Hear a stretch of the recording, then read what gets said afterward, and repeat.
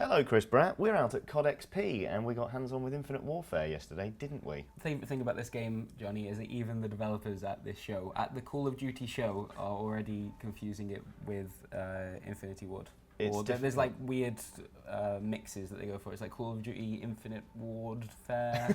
And, like, I'm a fan of that. Infinity War. Yeah. Are you a fan of the game though? I quite enjoyed playing it actually. Yeah. So I think probably the most interesting thing that stood out to me is because we played Modern Warfare Remastered as well.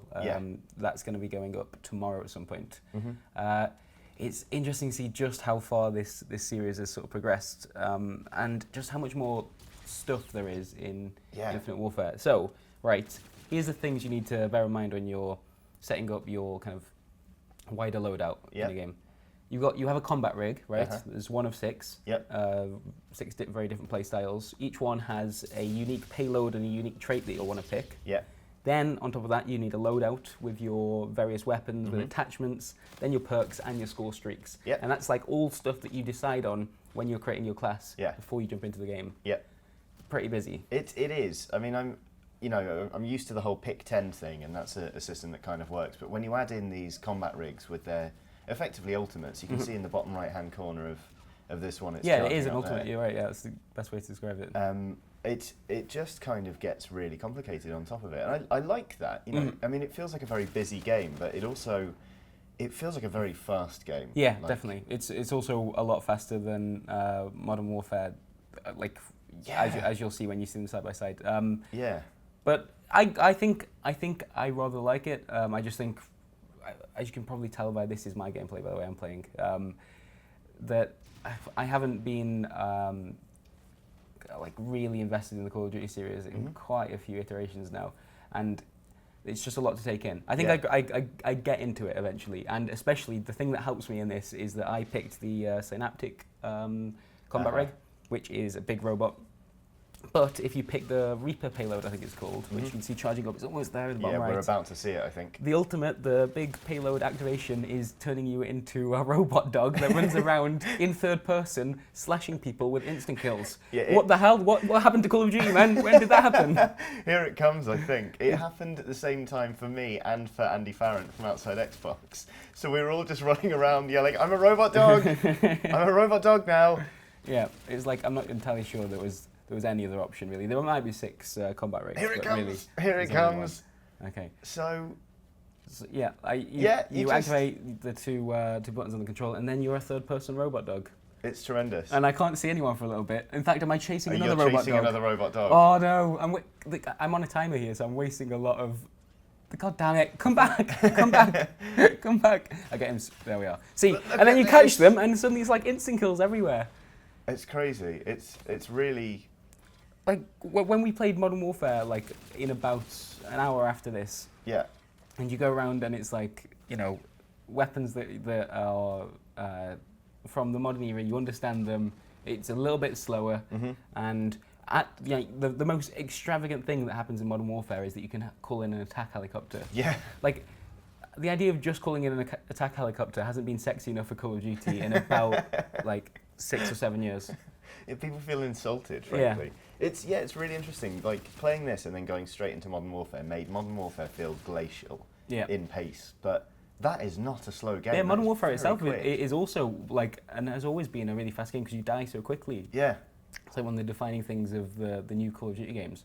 So, that is definitely interesting comparison. I'm not sure, Johnny, if I should have stuck with the really close combat. So I figured, because I was building up to the robot dog, which I knew was a melee focused like ultimate move.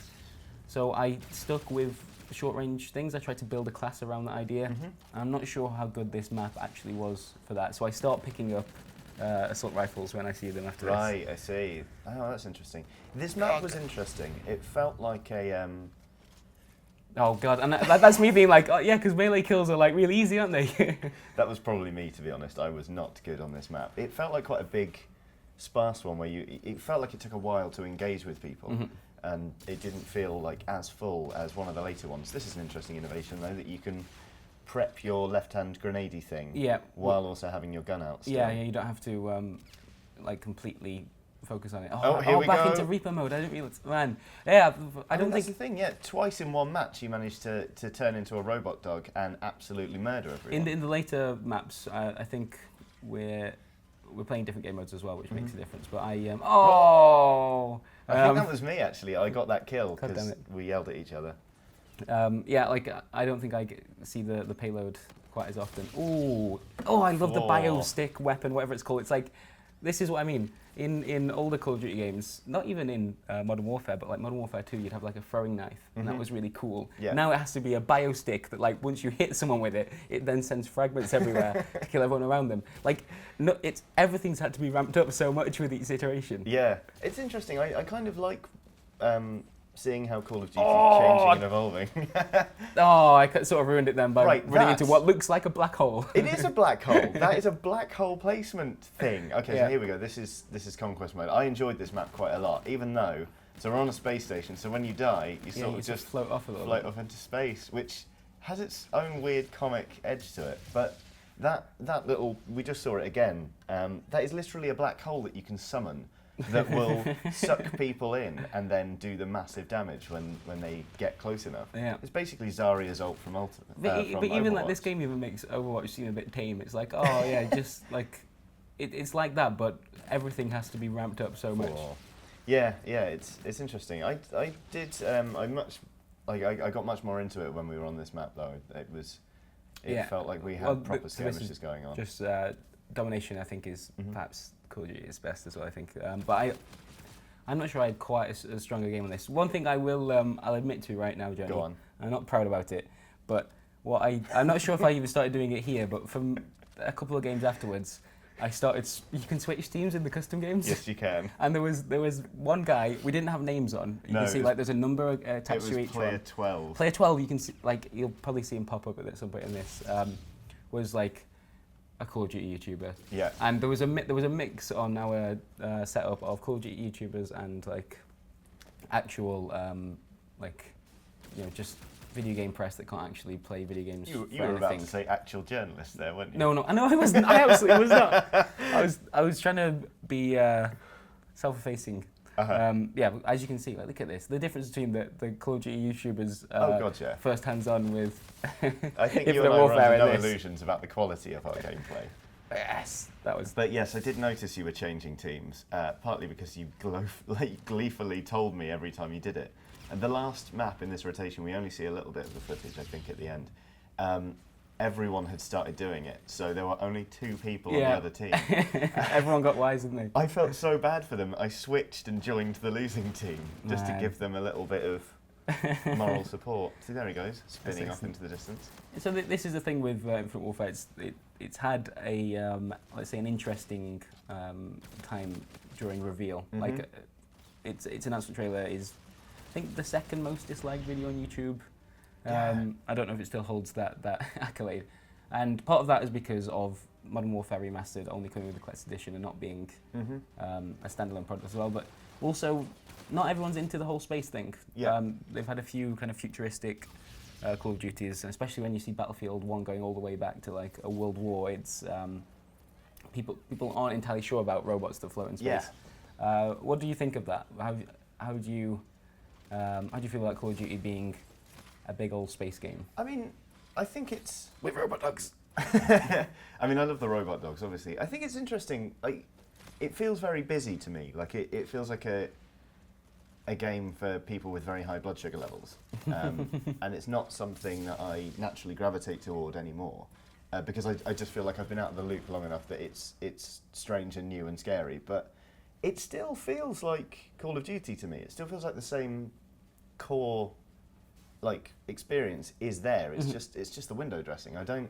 Yeah, I think that's fair. We were talking to some of the pro players whilst we've because also at COD there's the World Championships of Call of Duty, and we talked to one of them about the idea that like these games change so dramatically. Isn't it sort of terrifying for you that you'll suddenly become obsolete if like you don't get on with the new like wall running animation or something? But he made the argument that like really.